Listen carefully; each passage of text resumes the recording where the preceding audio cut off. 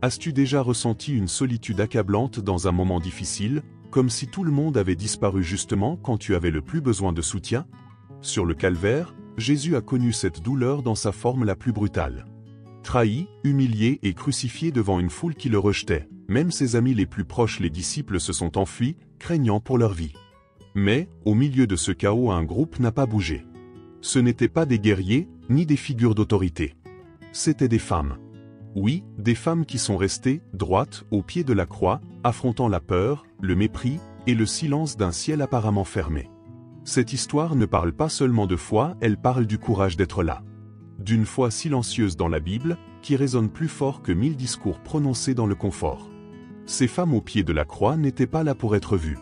Elles étaient là parce qu'elles ne savaient pas aimer autrement qu'en restant. Quand les disciples ont fui, quand la foule se moquait, ce sont elles qui ont soutenu, par les larmes et la prière, le moment le plus sombre de l'histoire. Et le plus impressionnant? Elles ne demandaient rien en retour.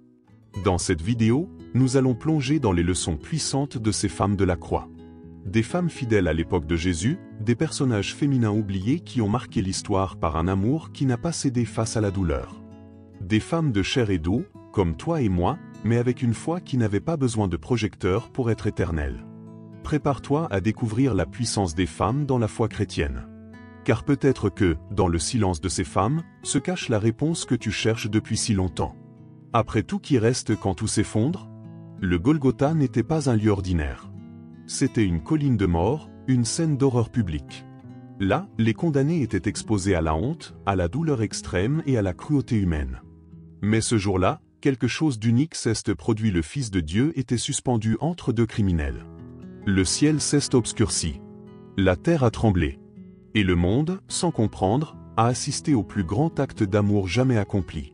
Ce n'était pas simplement une exécution, c'était l'accomplissement d'une promesse éternelle. Pendant ce temps, la majorité avait fui.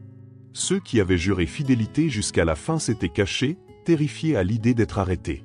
La foule, autrefois fascinée par les miracles, crachait désormais et se moquait. Les chefs religieux jubilaient.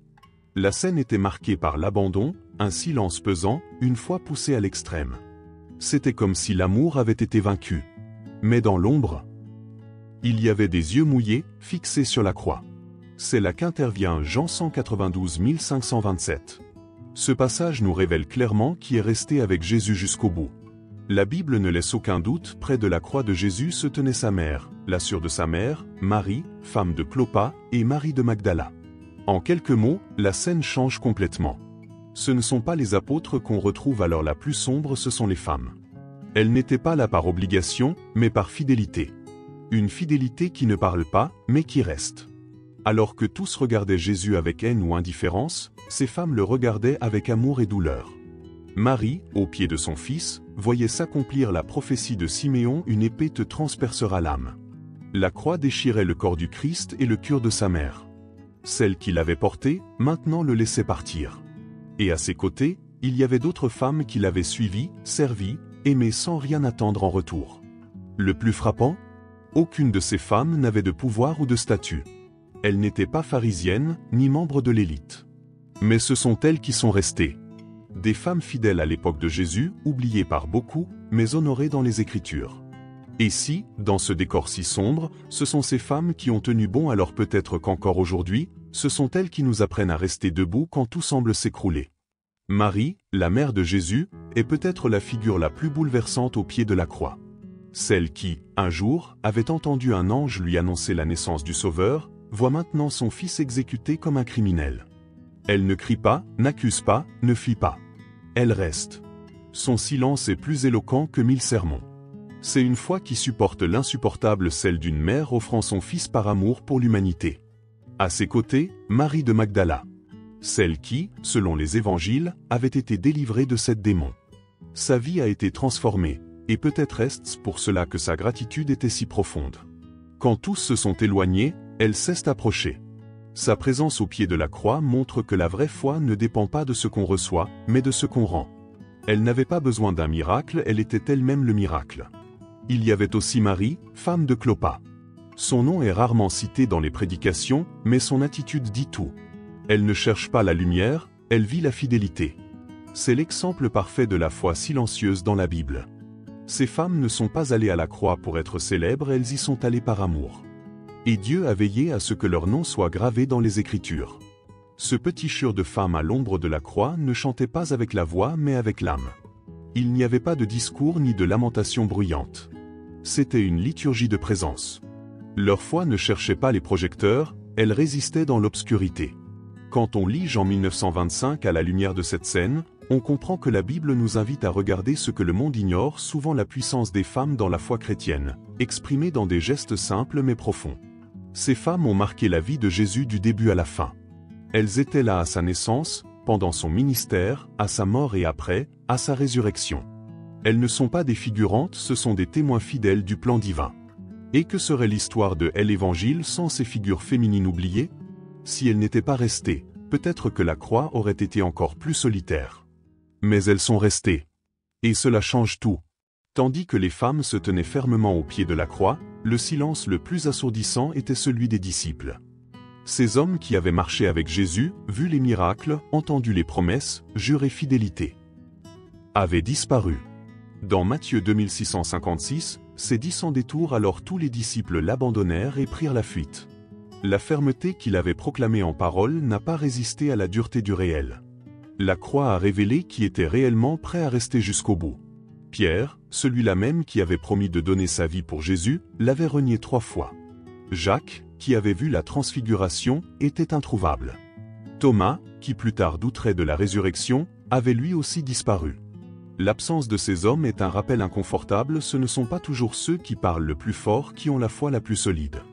La fidélité jusqu'au bout dans la Bible ne se trouve pas toujours là où on l'attend parfois, elle se cache dans ceux qu'on oublie de mentionner. Mais tous ne sont pas partis. Jean est le seul disciple à être resté. Il était là, près de Marie, recevant des lèvres de Jésus la mission de prendre soin d'elle. Voici ta mère, Jean 1927. Jean n'était peut-être pas le plus impulsif, ni le plus audacieux, mais c'est lui qui est resté. Et au final, cela en dit bien plus sur lui que toutes les déclarations passionnées faites auparavant. Parfois, l'amour véritable ne se prouve pas par des mots, mais par la présence. Ce contraste est puissant. Quand on met côte à côte les disciples qui ont fui et les femmes qui sont restées, on comprend que Dieu valorise la constance plus que l'apparence. L'Évangile ne récompense pas ceux qui commencent avec ferveur, mais ceux qui tiennent bon même quand la flamme faiblit. Les femmes au pied de la croix n'avaient peut-être pas reçu de grandes promesses, mais elles possédaient quelque chose de plus grand encore, l'amour inconditionnel. Cela nous pousse à réfléchir: combien de fois abandonnons-nous le chemin quand il devient difficile? Combien de fois promettons-nous de suivre Jésus, mais reculons-nous dès que la douleur arrive? Les femmes fidèles au temps de Jésus nous enseignent que la vraie fidélité n'a pas besoin de spectateurs. Elle se révèle précisément quand personne ne regarde ou quand tout le monde est déjà parti. Depuis le début du ministère de Jésus, les femmes ont toujours été présentes non seulement comme auditrices, mais comme soutien véritable de la mission. Elles l'ont accueilli dans leur maison, l'ont suivi sur les routes, ont contribué avec leurs ressources, et plus important encore, elles ont cru en lui quand presque plus personne n'y croyait. La puissance des femmes dans la foi chrétienne n'a jamais été une question de visibilité, mais de constance. Une force silencieuse mais capable de déplacer des montagnes. Le courage de ces femmes n'était pas spectaculaire. Il était discret. Elles ne cherchaient ni leadership, ni estrade, ni reconnaissance. Elles voulaient simplement être proches. Et cela a tout changé. Marie de Magdala, par exemple, était présente à la croix, et 3 jours plus tard, elle fut la première à voir le Christ ressuscité. Coïncidence? Ou est-ce que la fidélité dans la douleur, dans le silence et dans l'obscurité nous place exactement là où les miracles se produisent? La foi féminine que nous découvrons dans la Bible n'est pas idéalisée. Elle est brute, intense, concrète. C'est la foi de celle qui prépare un repas pour le prophète, de celle qui crie pour un fils mort, de celle qui touche le vêtement de Jésus au milieu de la foule. C'est la foi de la femme à la perte de sang, de la veuve de Sarepta, de la Sunamite. C'est la foi de celle qui se donne sans tout comprendre, mais qui fait confiance quand même. Cette foi construit des ponts entre le ciel et la terre. Quand on regarde les femmes au pied de la croix avec Jésus, on comprend que leur force se trouvait justement dans leur vulnérabilité. Elles n'ont pas été épargnées par la douleur, mais elles ne l'ont pas fui. Elles sont restées. Et c'est là que réside le secret. La foi ne nous évite pas la souffrance, elle nous donne la force de la traverser. Et ces femmes le savaient. Elles savaient que rester aux côtés du Christ crucifié était peut-être l'acte le plus transformateur de leur vie. C'est pourquoi, lorsque nous étudions ces personnages féminins oubliés, quelque chose en nous se réveille. Une question surgit, inévitable: vivons-nous une foi qui demeure? Ou bien cherchons-nous dans la foi seulement le confort, et non la persévérance? Ces femmes n'avaient pas besoin de réponse, leur suffisait la présence. Et peut-être est-ce encore aujourd'hui ce que Dieu attend le plus de nous. Combien de fois, au milieu de la douleur, avons-nous le sentiment que Dieu se tait? On prie, on jeûne, on espère et rien ne se passe. Et dans ces moments-là, beaucoup s'en vont. Mais c'est là que l'histoire des femmes qui sont restées au pied de la croix devient un miroir. Elles ne sont pas restées parce qu'elles avaient des réponses, elles sont restées parce qu'elles avaient des convictions. Et c'est peut-être cela que la foi mûre nous enseigne: rester, même quand le ciel est silencieux. Aujourd'hui, la foi est devenue synonyme de visibilité. Nous voulons que notre fidélité soit vue, aimée, validée. Mais les femmes de la croix nous montrent tout le contraire. La vraie foi n'a pas besoin de scène. Elle se manifeste dans l'obscurité d'une chambre, dans une prière sans témoin, dans une larme silencieuse. C'est une foi qui n'a pas besoin d'explication, elle est. Et cela change tout. Tu veux un défi concret? Choisis un lieu dans ta vie quotidienne où tu as l'impression que Dieu est absent. Cela peut être au travail, dans ta famille, dans tes relations. Et là, fais comme Marie au pied de la croix, reste. Ne fuis pas. Ne marchande pas ta fidélité. Reste. Car très souvent, la constance est le plus grand témoignage de foi que nous puissions offrir à nous-mêmes et aux autres.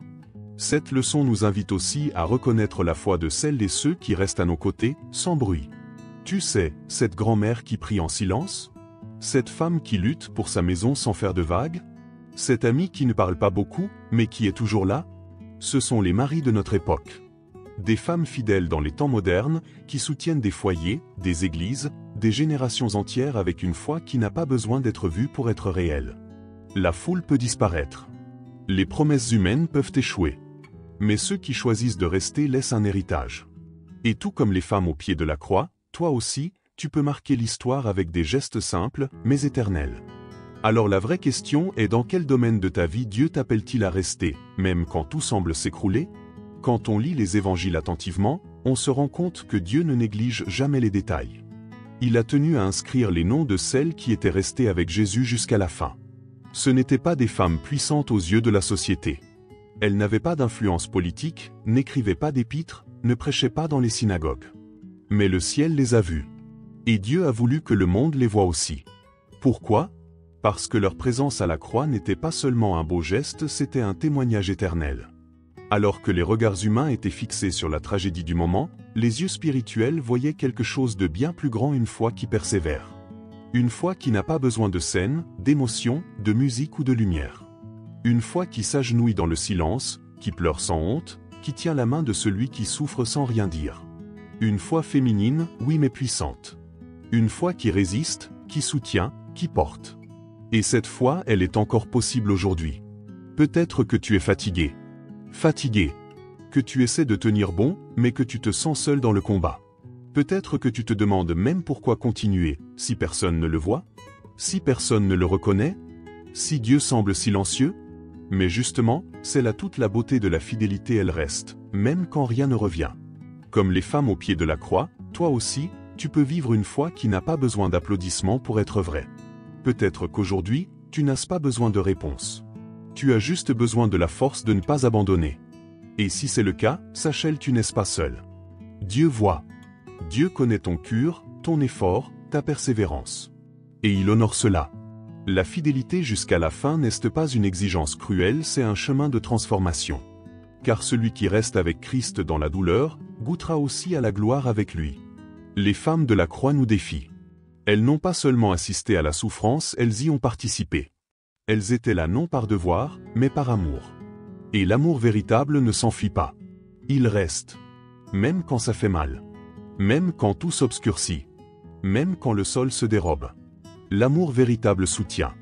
Et si tu sens que tes forces t'abandonnent, souviens-toi, même Jésus a eu son moment d'angoisse, mais il est resté. Et elles aussi. Maintenant, c'est à toi.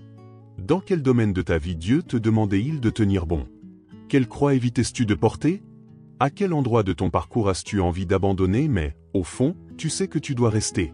Ce message n'est pas seulement un souvenir du passé. C'est un appel pour le présent. Une invitation à vivre comme ces femmes avec une foi qui, même blessée, ne quitte pas. Si ce message a touché ton cœur, ne le garde pas pour toi. Partage-le avec quelqu'un qui se sent fatigué, seul, abandonné. Quelqu'un qui a besoin de se rappeler que Dieu voit ceux qui restent.